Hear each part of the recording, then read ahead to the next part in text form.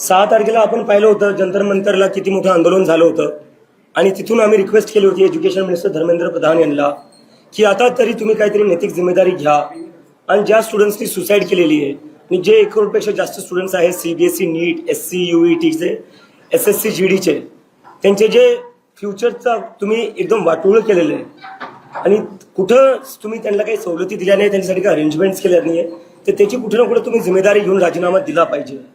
आम्ही हे 6 तारखेला त्यांना रिक्वेस्ट केली होती आणि आम्ही 13 तारखेपर्यंत अल्टिमेटम दिलं होतं. जर 13 तारखेपर्यंत ते राजीनामा देणार नसतील तर आम्ही हे आंदोलन देशव्यापी घेऊन जाऊ असं बोललो होतो. आणि मागच्या 1 आठवड्यात मी पुण्यात आंदोलन केलं, मी लखनौत केलं, मी अमृतसरमध्ये केलं, मी जयपूरला केलं, आज मी नागपुरात आलेलो आहे. आणि याच्यानंतर या सगळ्या देशभरातून आता सगळे युवा सगळे स्टुडंट्स येत्या 20 जूनला दिल्ली येथे येणार आहे आणि आम्ही पुन्हा आमचं एक शांतीपूर्ण आंदोलन करणार आहे आणि यावेळेस आम्ही राजीनामा घेतल्याशिवाय मागं जाणार नाही. तर आज नागपूरच्या आंदोलनानंतर मी सगळ्यांना आवाहन करतो, जेवढे या देशातील पेरेंट्स असतील, स्टुडंट्स असतील, युवक असतील, आपण सगळ्यांनी दिल्लीला 20 जूनला यायचं आहे आणि राजीनामा घेतल्याशिवाय जायचं नाहीये. कारण की आज आपल्या देशात, आज आपल्या डेमोक्रेसीमध्ये अकाउंटेबिलिटी नावाची गोष्ट राहिलेली नाहीये. काय अर्थ आहे अशा डेमोक्रेसीचा जर जिथं जेवढे लाखो करोडो लोक म्हणतात की शिक्षण मंत्र्यांनी राजीनामा दिला पाहिजे तरी ते मंत्री त्यांच्या खुर्चीवर चिटकून आहेत. कधीपर्यंत असं चालणार आहे? हेच जर एखाद्या मंत्र्याच्या घरच्या मुलांनी जर आत्महत्या केली असती तर पूर्ण सरकार इकडच्या तिकडे झालं असतं. ऑफिसर्स 5-5 मुलांनी सुसाईड केलेलं आहे. ऑफिसर्सला तुम्ही फक्त ट्रान्सफर केलेलं आहे, सस्पेंडही नाही केलेलं आहे. हे जर तुमच्या घरच्या मुलांनी आत्महत्या केली असती तुम्ही ऑफिसर्सला सस्पेंड केलं असं, ट्रान्सफर नसतं केलं.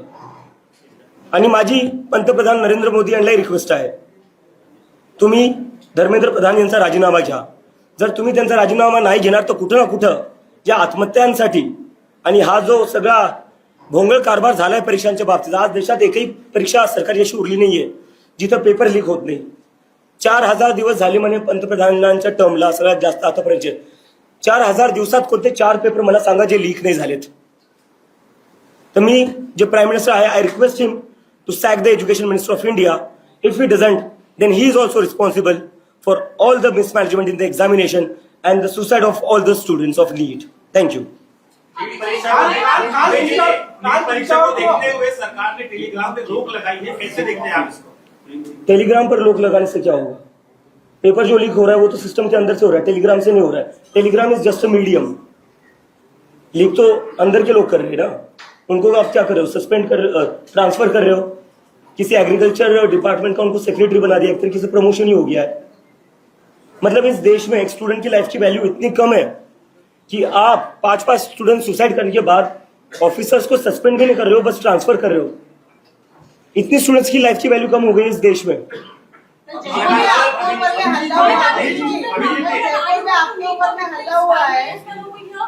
जयपुर में आपके ऊपर में हल्ला हुआ है, असामाजिक तत्वों ने आपके ऊपर हल्ला किया, क्या कारण था? वो आपके बेड़े में आकर ही आपके ऊपर में हल्ला किया. मुझे लगता है कल जो मेरे ऊपर हमला हुआ वो इस देश में बढ़ती बेरोजगारी का सबसे उत्तम उदाहरण है. पिछले 40 साल में इस देश में इतनी बेरोजगारी होगी कि अब क्या हो रहा है, युवाओं को 1000-2000 रुपए देकर ऐसी चीजें करवाई जा रही है क्योंकि उनके पास कमाई का और कोई साधन नहीं रहा है. तो ये बढ़ती बेरोजगारी का कारण है. अगर किसी के पास अच्छी जॉब होती, जिस इंसान ने मेरे ऊपर हमला किया, अगर उसके पास अच्छी जॉब होती, क्या वो ऐसी हरकत करता? नहीं करता वो. अभिजीत, कितने लोग दिल्ली में आने वाले दिनों में आंदोलन में सहभागी होने वाले, क्या दिल्ली को पूरा जाम करने की कोशिश की जाने वाली? सर जाम क्यों करेंगे? Jantar Mantar is a designated protest site, वहां पर कोई जाम नहीं लगता है. सर आप आइए, आप देखिए, ये प्रोटेस्ट साइट है जो रोड से अलग है. जाम वाम में हम नहीं जाने वाले sir. We are law abiding citizen और हम बस हमारे जो डेमोक्रेटिक राइट्स है उसको एक्सरसाइज करने जा रहे हैं. 40 वर्ष झाले हे सुरू आहे, भाजपसोबत काँग्रेसलाही दोष देता का या सगळ्या अव्यवस्थेसाठी, बेरोजगारीसाठी, तरुणांच्या या प्रश्नावर निर्माण झाले त्यासाठी काँग्रेसही तेवढी जबाबदार असं वाटतं? नक्की. कारण की हे काय म्हणजे मागच्या 10 वर्षातच झाले असं नाही. ते जेवढ्या पक्ष, जेवढ्या पार्ट्या आजपर्यंत सत्तात राहिल्या त्या कुठे ना कुठे रिस्पॉन्सिबल आहे. पण आज सत्ता कुणाची आहे ते विसरायला नको. काँग्रेसने जे केलं ते केलं, तेच बदलायला तुम्हाला आम्ही सत्तेत आणलं होतं ना, तेच बदलायला तुम्हाला जनतेने एक संधी दिली होती.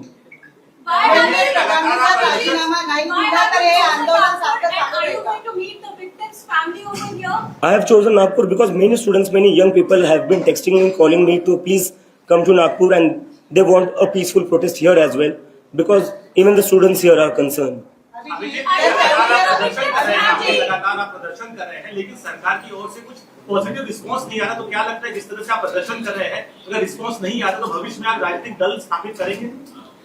राजनीतिक दल अगर मतलब मुझे एक इस्तीफा लेने के लिए, एक लोकतंत्र में जब स्टूडेंट्स की सुसाइड होती है, उसकी जिम्मेदारी अकाउंटेबिलिटी फिक्स करने के लिए अगर मुझे राजनीतिक दल बनाना पड़े तो ये बहुत ही शर्मनाक बात है।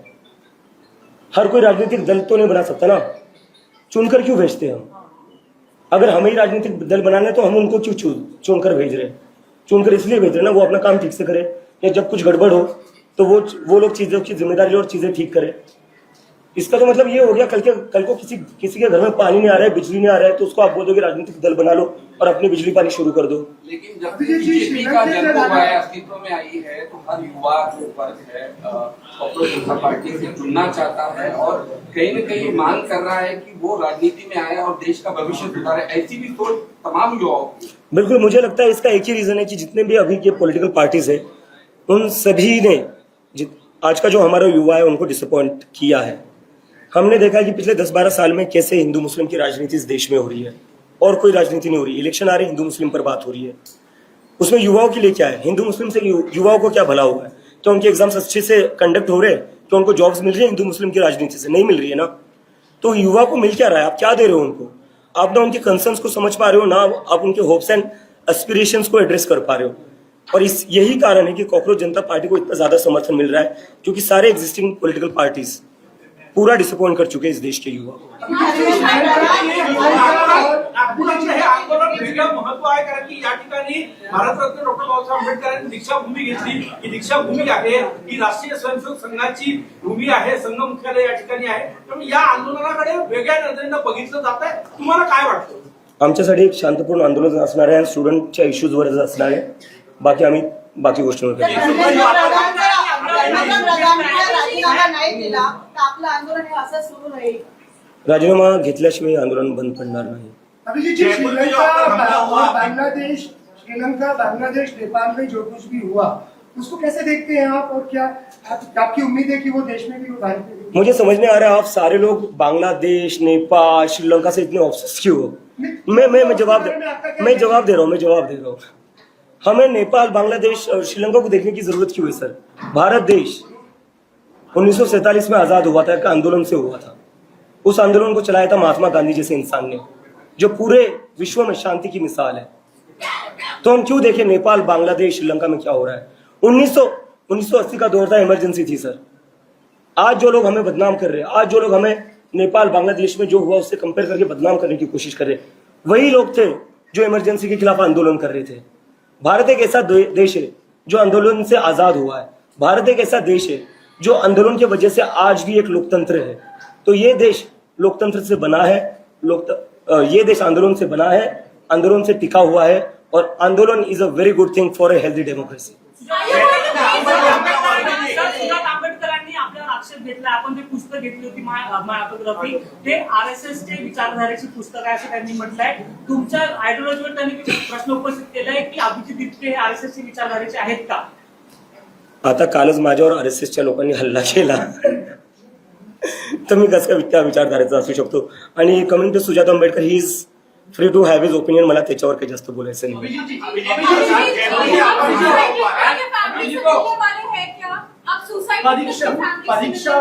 परीक्षा प्रधानमंत्री जी जब भी परीक्षा पूर्व स्टूडेंट्स लोगों से संवाद करते हैं, परीक्षा के बारे में बड़े प्रेम से उनसे बात करते हैं, उन्होंने परीक्षा के ऊपर किताब भी लिखी है.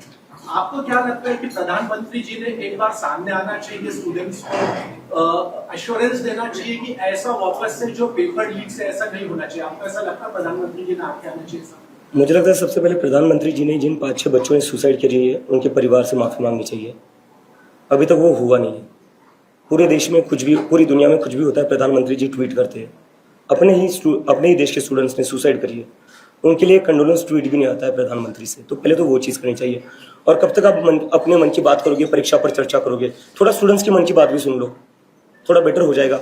आपको भी थोड़ी चीज़ें समझ आ जाएगी, क्योंकि ऐसा तो नहीं है कि ना हर इंसान को सब कुछ पता होता है. तो आप स्टूडेंट से इंटरेक्ट करोगे तो आपको भी थोड़ा पता चलेगा कि चीज़ें कैसे बेटर हो सकती है, स्टूडेंट्स की क्या क्या प्रॉब्लम्स है जो आप रिजॉल्व कर सकते हो. आज तुम्ही नागपूरमध्ये संघ संघभूमीमध्ये आलेला आहे, काही भीती काही दडपण आंदोलन करण्यासाठी म्हणा. संघभूमी कसं काय सर?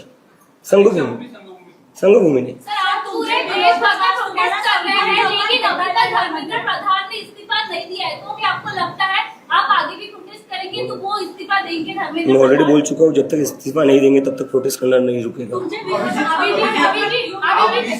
तुमच्या आई-वडिलांनी काळजी व्यक्त केलेली आहे, तुमच्या आई-वडिलांनी काळजी व्यक्त केलेली आहे, तुम्हाला वाटत नाही तुमच्या कुटुंबाप्रती पण तुमची काहीतरी जबाबदारी आहे? नाही, नक्की माझ्या कुटुंबाप्रती माझी जबाबदारी आहे, पण त्यापेक्षा मोठी जबाबदारी मला माझ्या देशाप्रती आहे, ते मला ती जबाबदारी बघावी लागणार आहे।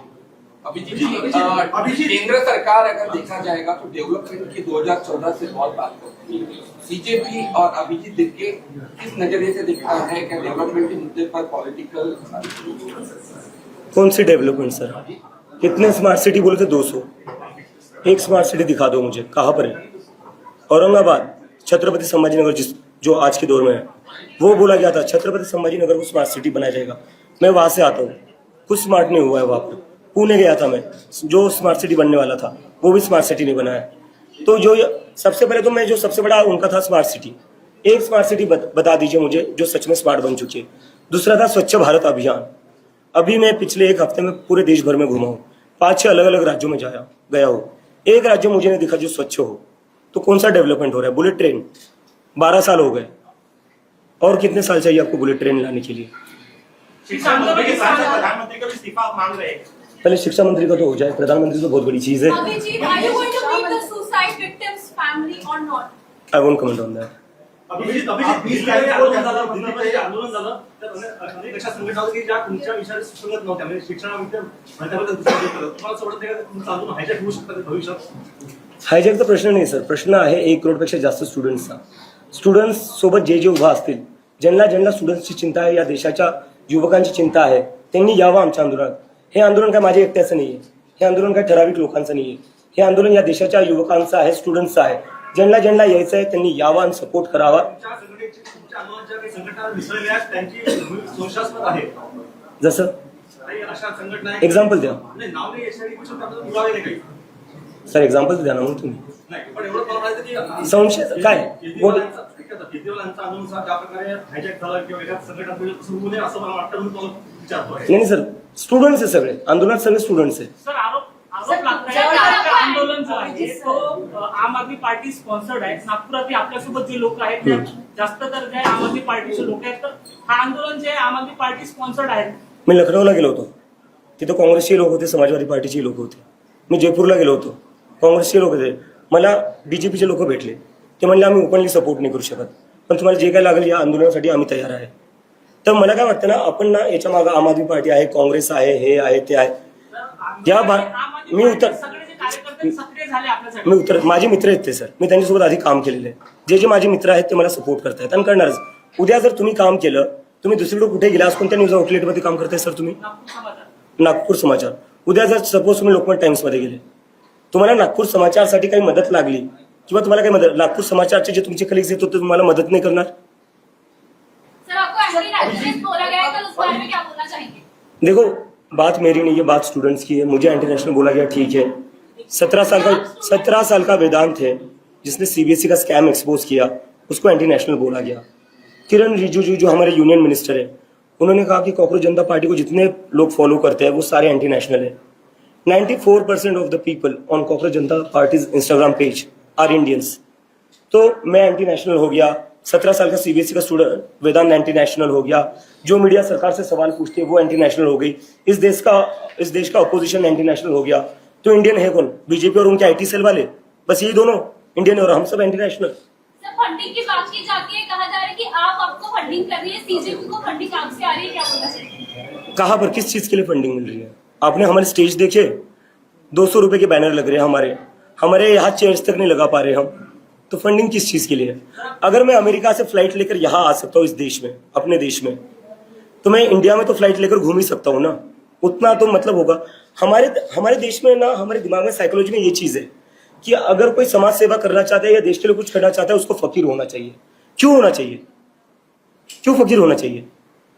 जो लोग अच्छा कमाते, अच्छे घर से आते, वो खुद के पैसे से कुछ कर नहीं सकते। कब तक हम इस मेंटालिटी में रहेंगे कि देश बदलना है तो आपको सब कुछ त्यागना ही पड़ेगा? अरे I come from a good family, मैं यूएसए में पढ़कर आया हूँ. I am well position enough to buy my own tickets and I will do that. Jaipur में आपका जो हमला हुआ है, आप सुबह आपने कहा कि आरएसएस के लोगों ने आप पर हमला किया, ये कैसे प्रमाणित हुआ कि आरएसएस के लोग थे जिसने आप पे हमला किया? सर उनकी सोशल मीडिया प्रोफाइल खोलकर देखिए आप. उन्होंने लिखा है, वो जो उनका आरएसएस का यूनिफॉर्म होता है और जो लाठी होती है उसके साथ फोटो डाली हुई है. सोशल मीडियावर आरएसएसचा फोटो म्हणून ते प्रमाणित होतं का की ते संघर्षासाठी हल्ला केला म्हणून? काही दुसरं काही प्रमाण पोलीस रिपोर्टमध्ये याचं काही आलंय का? ज्यांनी माझ्यावर हल्ला केला त्याचा हल्ला करतानाचा फोटो आहे आणि त्याच्या फेसबुक प्रोफाईलवर तो आरएसएसच्या युनिफॉर्म मध्ये आहे. अजून कोणतं एव्हिडन्स पाहिजे आपल्याला? जर तुम्हाला पॉलिटिकली प्रेशर आला तर तुमचे आंदोलन थांबतील काय? अजिबात नाही. अगर शिक्षा एक नहीं 10 हमले करा, थांबणार नाही. अभी जी शिक्षा मंत्री अगर इस्तीफा नहीं देते हैं तो क्या आगे की भूमिका रहेगी आपकी? वो हम आगे बताएंगे. अभी हमारा 20 जून का प्रोटेस्ट है, उसके बाद हम आगे का डिस्कोर्स बताएंगे. 20 को आप जंतर मंतर में आंदोलन की बात कर रहे हैं, 21 को नीट की एग्जाम है, तो कैसे पॉसिबल होगा बच्चों का या उनके माता पिता का वहाँ पे? नहीं, बच्चे अपनी एग्जाम दे सर. हम नहीं चाहते कि बच्चों को तकलीफ हो, इसलिए हम जंतर मंतर पर बैठे, इसलिए हम रोड ब्लॉक नहीं कर रहे. सो बच्चे अपनी पेपर दे दे, उसके बाद वो हमारा प्रोटेस्ट होगा. आपके देश भर से आपके जो लोग हैं वो आएंगे आपको समर्थन देने के लिए, और वही 30 को आप जंतर मंतर में आंदोलन सर, 21 को एग्जाम है. नीट के स्टूडेंट्स नहीं, बाकी स्टूडेंट्स भी है जो अफेक्ट हुए, उनकी तो एग्जाम नहीं है. इस देश के बेरोजगार युवा है, उनके भी कुछ कंसर्न्स है. इस देश के बाकी स्टूडेंट्स भी है, तो उनकी तो एग्जाम नहीं है, तो वो आ जाएंगे. और नीट के स्टूडेंट्स जब अपनी एग्जाम हो जाएगी वो भी आ जाएंगे, उसमें क्या दिक्कत है? वायुसेना के विमान से जो है वो पेपर अभी भेजे जा रहे हैं लगातार, तो अभी जो फिर से एग्जाम जो होने वाली है उस प्रणाली से कितना संतुष्ट है? अगर वायुसेना के विमानों से पेपर लीक रुक जाता तो ये 4-5 साल पहले क्यों नहीं किए? किस चीज का वेट कर रहे थे आप? 5 बच्चों के सुसाइड, पिछले 2 साल में 40 स्टूडेंट्स ने सुसाइड करी नीट के, तो आप वेट कर रहे थे बच्चों के सुसाइड करने का, वायुसेना के विमान से पेपर भेजने का? ये स्टंटबाजी है, ये PR ऑप्टिक्स है और कुछ नहीं है. अभिजीत जी इस साइड आप आम आदमी पार्टी में थे, उनका काम देखते थे, फिर दो साल के लिस्टरी के लिए चले गए, तो क्या आपको लग रहा है कि आम आदमी पार्टी युवाओं के प्रॉब्लम को सॉल्व नहीं कर पाएगी? फिर आप बैक टू आम आदमी पार्टी क्यों नहीं है, अपनी पार्टी क्यों कर रहे हैं? मुझे लगता है इस देश में कोई भी पॉलिटिकल पार्टी युवा के प्रॉब्लम्स ना समझ पा रही है, ना उनसे डायलॉग कर रही है और ना सॉल्व कर सकती है. आपके प्रोटेस्ट में हर बार कुछ पॉजिटिव लोग आते हैं जो आपका समर्थन करते हैं, कुछ नेगेटिव लोग आते हैं जो आपके बारे में गलत चीजें बोलते हैं, लेकिन आपका नाम हर बार उनके पास ज्यादा अगर कुछ बोलने के लिए नहीं होता तो आपका नाम उमर खालिद के साथ जोड़ा जाता है, तो इस पे आपकी क्या प्रतिक्रिया है? उमर खालिद 5 साल से जेल में, मैं पिछले 2-3 साल से अमेरिका में था. तो उनके नारे आपके लगते हैं? जो कुछ लोगों को भेज रहे पैसे दे रहे, मैंने कहा ना, देश में इतनी ज्यादा बेरोजगारी है सर, देश में इतनी ज्यादा बेरोजगारी है कि अब लोगों को पैसे कमाने का एक ही साधन है, कमाई का एक ही साधन है कि ये जो लोग हैं इनसे पैसे ले लो, मेरे ऊपर हमला कर दो, प्रोटेस्ट में आ जाओ, नारे दे दो, मस्जिद के सामने नाचने चले जाओ. अरे क्या लगा रखा है यार, इन लोगों को रोजगार दे दो, इससे क्या होगा, देश का क्या भला होगा? चुनाव लड़ने का कोई इरादा की? सर चुनाव क्यों लड़ना चाहिए सर? मतलब अगर इस देश में अपना हक मांगने के लिए हर किसी को चुनाव लड़ना पड़े तो कैसे चलेगा? सर अभिजीत जी, ये स्टूडेंट्स का आंदोलन है, तो इसमें आपने प्रबोधनकार सत्यपाल महाराज को क्यों बुलाया? उनका क्या स्टूडेंट्स से के नीचे? सर मुझे क्या दिक्कत होनी चाहिए? अगर उनको स्टूडेंट्स की चिंता है, सो उससे बेटर क्या हो सकता है? मतलब हम यही तो चाहते हैं ना, हम चाहते हैं प्रधानमंत्री जी को भी स्टूडेंट्स की चिंता होनी चाहिए. मैं उनको भी इनवाइट करता हूँ, वो भी आ जाए. आपने कांग्रेस जनता पार्टी ही नाम क्यों रखा है अपने पार्टी का? आप और भी नाम? इसका क्रेडिट मैं honourable chief justice of India को देना चाहूंगा. You came with B.R. Ambedkar's book in your hand. Are you planning to visit the Diksha Bhumi before you head to the peaceful protest now? I might visit it later, not today, but I will definitely visit it. I just visited the statue of Ambedkar ji at the Samvidhan Chowk. Abhijit ji, this side. आपने गांधी जी और अम्बेडकर जी के विचारों पे चलने की बात की है, हिंसा की घटनाएं हो रही हैं आपके साथ, इनसे कैसे आप निपटेंगे? As I said, I am a follower of Gandhi and Ambedkar. आप मेरे ऊपर हाथ उठा लीजिए, आप मेरे ऊपर हमले कर लीजिए, मैं हाथ नहीं उठाऊंगा. That is not our way. Provogue किया जा रहा है आपको? Sorry? प्रवोक किया जा रहा है आपको? मुझे लगता है मुझे हाथ उठाने के लिए प्रोवोक नहीं किया जा रहा है. मुझे लगता है इस मुद्दे से डिस्ट्रैक्ट करने के लिए हाथ उठाया जा रहा है. क्योंकि कल से क्या हुआ है, कल जयपुर में मुझे बहुत सारे लोग बोल रहे थे कि इतनी बड़ी संख्या में कभी लोग किसी एक पॉलिटिकल मूवमेंट के लिए या जो बीजेपी और कांग्रेस का इवेंट नहीं होता है उसके लिए कभी इतने ज्यादा लोग आए नहीं थे। This was the first time in Rajasthan, इतनी बड़ी गैदरिंग हुई थी। तो कहीं ना कहीं उससे भटकाने के लिए, उससे ध्यान भटकाने के लिए हमले किए जाते हैं, क्योंकि कल से मीडिया में वही चल रहा है, अभिजीत पर हमला, अभिजीत पर हमला। अरे अभिजीत पर हमला होने दो, एक नहीं यार 10 हमले करवाओ। धर्मेंद्र प्रधान बस इस्तीफा दे दे और 10 हमले सह लेंगे हम। सरकार आपको इतने हल्के में क्यों ले रही है, क्या वजह है? सरकार मुझे लगता है हर किसी को ही हल्के में ले रही है, स्टूडेंट्स को हल्के में ले रही है। इस देश में ऐसा कौन नहीं है जिसको सरकार हल्के में ले रही है। ये जैसे बढ़ता हुआ जो जनाधार दिख रहा है कांग्रेस पार्टी का, उसको मुझे लगता है ये एरोगेंस से और कुछ नहीं है। 12 साल हो गए पावर में, अब इन लोगों को लगता है इनको सत्ता से कोई हटा नहीं सकता। और जो भी इंसान पावर में बहुत ज्यादा देर रहता है, उसके दिमाग में ये डिल्यूजन आ जाता है एक टाइम के बाद कि अब तो मैं ही सर्वे सर्वा हूँ, मैं ही महामानव हूँ। अब कितनी उम्मीद कर रहे हैं आप, कितना माहौल इकट्ठा होगा, कितने युवा आएंगे? दिल्ली में ऐसा देखा गया कि काफी युवाओं के अलावा बुजुर्ग भी आए थे, तो क्या लग रहा है आपको कि यहाँ पे भी उनके पेरेंट्स को भी आपने निमंत्रित किया? कितना माहौल हो सकता है? बिल्कुल, मुझे लगता है ये दिल्ली से भी बड़ा होगा, जंतर मंतर से बड़ा होगा। अभी अलायंस के 5 पॉइंट प्रोग्राम में उन्होंने नीट एग्जाम लीकेजेस या पेपर लीकेजेस का इशू रखा था। अपोजिशन पार्टी के रोल से आप सहमत हैं क्या, और क्या आप अपने प्रोटेस्ट में अपोजिशन पार्टीज को इनवाइट करना चाहेंगे? अपोजिशन पार्टीज को मैं कोई होता नहीं हूँ कुछ बताने के लिए उनको क्या करना चाहिए क्या नहीं। Because I am very young. वो लोग तो मतलब कई सालों से पॉलिटिक्स कर रहे हैं। और दूसरी चीज, yes we invite everybody who wants to support the students, who want to demand justice for the students. All of them should join and support us, because we are here just to seek justice for the students who have committed suicide and the 1 crore students who have been wronged by the system. Abhijit ji, आप मंच पे अकेले हैं, अकेले नेतृत्व कर रहे हैं। आपको लगता नहीं कि आपके साथ ये कॉर्पोरेट पार्टी में और नेतृत्व सामने आना चाहिए? जैसे केजरीवाल पार्टी का हुआ है 1 मैन शो, वैसे आपका नहीं होना चाहिए? तो आपके साथ और मंच पे और आज मेरे साथ यहाँ पर सोनम वांगचुक जी भी आने वाले थे, but due to some reason वो आ नहीं पाए। I would like to invite you to Jantar Mantar, वहां पर आ जाइए, आपको स्टेज पर बहुत सारे कॉकरोचेस दिखेंगे। जी, अगर राहुल गांधी भी सवाल उठा रहे सरकार पर, उनकी खामियां बता रहे, कई सारी गलतियां बता रहे, आप कितने सहमत हैं उन सारी चीजों पर जिसके हुए राहुल गांधी? नहीं, बिल्कुल बिल्कुल सही करे, अच्छा करे, सभी को सवाल उठाने चाहिए। नहीं, सर, इस देश का अपोजिशन है वो पूरी तरह अभी कमजोर पड़ चुका है, तो क्या आपको लगता है सीजेपी एक अपोजिशन बड़ी अच्छी पार्टी बनकर उभरेगा? देखो ये बात ये नहीं कि अपोजिशन कमजोर पड़ा या सीजेपी अच्छा एक अपोजिशन उभरेगा या नहीं। हमें समझना पड़ेगा इस देश में क्या हो रहा है। महाराष्ट्र में क्या हुआ, हमारे महाराष्ट्र में 2 सबसे बड़ी पार्टियों को तोड़ा गया। बंगाल में क्या हुआ, पूरी टीएमसी को उठाकर बीजेपी में शामिल कर गया, हाईजैक किया गया, किडनैप किया गया। और इलेक्शन की बात रही, बंगाल में ममता बनर्जी की सीट पर 50,000 वोट डिलीट होते हैं, वो 15,000 वोट से हारती है। तमिलनाडु में एमके स्टालिन की सीट पर 1 लाख वोट डिलीट होते हैं, वो 50,000 वोट से हारते हैं। दिल्ली में अरविंद केजरीवाल की सीट पर 40,000 वोट डिलीट होते हैं, वो 4,000 वोट से हारते हैं। तो ये क्या चल रहा है, जहां जहां वोट डिलीट हो रहे हैं वहां बस एक ही पार्टी को फायदा हो रहा है। आप बस पार्टियां तोड़ नहीं रहे हो, आप वोट भी चुरा रहे हो। और मैं एक टाइम के लिए मान भी लूं कि एसआईआर वोट डिलीशन का बीजेपी से कोई लेना देना नहीं है, इलेक्शन कमीशन बहुत फ्री एंड फेयर काम कर रहा है। तो मेरा ये सवाल है कि जब भी वोट डिलीट होते हैं फिर बीजेपी को भी फायदा क्यों होता है, किसी और पार्टी को फायदा क्यों नहीं हो रहा है? आपने अभी कहा कि आप इलेक्शन नहीं लड़ेंगे। एक सवाल मैम अभी रिपीट मत करना, बाकी लोगों को जवाब सवाल के लिए मौका देंगे। अभी जे विचार आहे ते महाविकास आघाडी जे अलायन्स आहे त्यांच्याशी मित्रजुळती आहे। आता टीएमसी बद्दल बोलले, इतर पक्षाबद्दल, वोट डिलीशन बद्दल बोलले। भविष्यात असा काही प्लान आहे का महाविकास आघाडी सोबत? सर, भविष्यात महाविकास आघाडीचा प्लॅन नाही। विचार आहे डेमोक्रेसी कशी सशक्त होऊ शकते, कशी स्ट्रेंथन होऊ शकते। जर वोट डिलीट होतील, जर इलेक्शन फ्री अँड फेअर नाही होणार तर काय अर्थ आहे कोण इलेक्शन लढतंय कोण नाही लढतंय? इलेक्शनच्या आधीच जर तुमचे रिझल्ट डिसाइडेड असतील तर काय अर्थ आहे? पण येणाऱ्या दिवसात तर हा मुद्दा उठेलच ना की सीजेपीच्या थ्रू तुमच्यासोबत एवढा मॉप आहे आणि निवडणुका येतात तर त्यांनी कोणाला सपोर्ट करावा हा मुद्दा राहील ना? तो सध्याचा मुद्दा Organizations that are supporting you today in this protest? All the student organisations are supporting this. Rahul Gandhi ने भी छात्रों को इसमें बोला है पेपर लीक मामले में। उन्होंने ये कहा है कि पेपर लीक होता है, ये व्यवस्था की विफलता नहीं है, पर करोड़ों जो बच्चे हैं उनके सपनों के ऊपर आघात है। कैसे देखते हैं?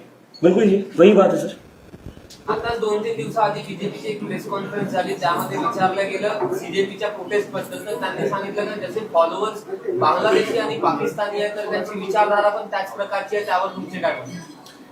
मला दिल्ली पोलीस, पुणे पोलीस, नागपूर पोलीसला प्रश्न विचारायचा आहे की तुम्ही एका अँटी नॅशनलला प्रोटेस्टची परमिशन देताय का? म्हणून आंबेडकर गांधींना आम्ही फॉलो करतोय, नेहरूंला आम्ही फॉलो करतोय, भगतसिंगला फॉलो करतोय, तर ते सगळे अँटी नॅशनल झाले का?